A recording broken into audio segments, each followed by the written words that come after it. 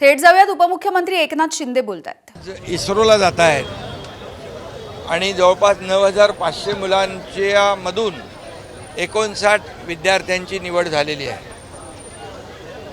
हे Thiruvananthapuram, Kanyakumari, rocket launching station अशा सर्व ठिकाणी ही मुलं 5 दिवसाचा दौरा त्या ठिकाणी ही मुलं करणार आहेत।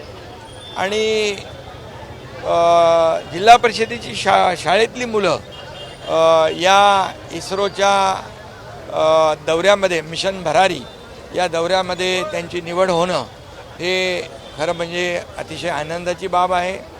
आणि खरं म्हणजे अगदी अब्दुल कलामजी असतील, महात्मा गांधीजी असतील, संत गाडगेबाबा असतील, हे नेहमी म्हणायचे की ग्रामीण भागात खरा भारत आहे। आणि ग्रामीण भागातली मुलं आज इकडे इस्रोला जात आहेत आणि विज्ञानाचा अभ्यास करण्यासाठी, त्या ठिकाणची माहिती घेण्यासाठी हे जातील आणि खऱ्या अर्थाने एक वैज्ञानिक दृष्टिकोन त्यांना अनुभवता येईल। आणि ही 59 मुलं जी इस्रोला त्यांची निवड झालेली आहे, यांना 26 जानेवारीला मी जिल्हाधिकारी आणि CO आणि शिक्षण विभागाच्या अधिकाऱ्यांना सांगितलं की यांचा दौरा नियोजित करा आणि त्यासाठी 50 लाख रुपयांचा निधी तरतूद त्याची केली। त्यांना सर्व सोयीसुविधा त्या ठिकाणी मिळतील असं नियोजन केलेलं आहे। कुठे पैसे कमी पडणार नाहीत अशा प्रकारच्या सूचना देखील मी दिलेल्या आहेत।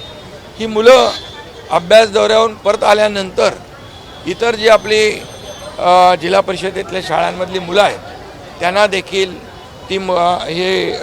मुलं काय अनुभव घेतला याचा विस्तृत माहिती आपल्या या जिल्हा परिषदेतल्या शाळांच्या मुलांना मिळेल।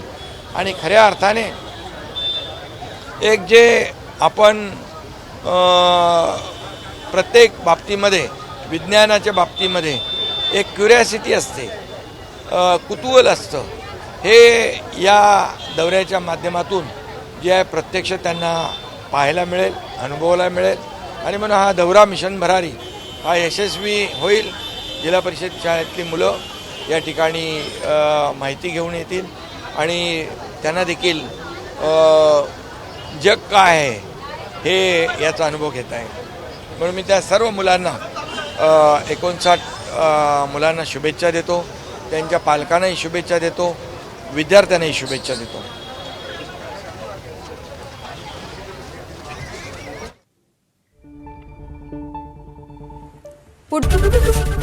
ABP माझा, उघडा डोळे बघा नीट।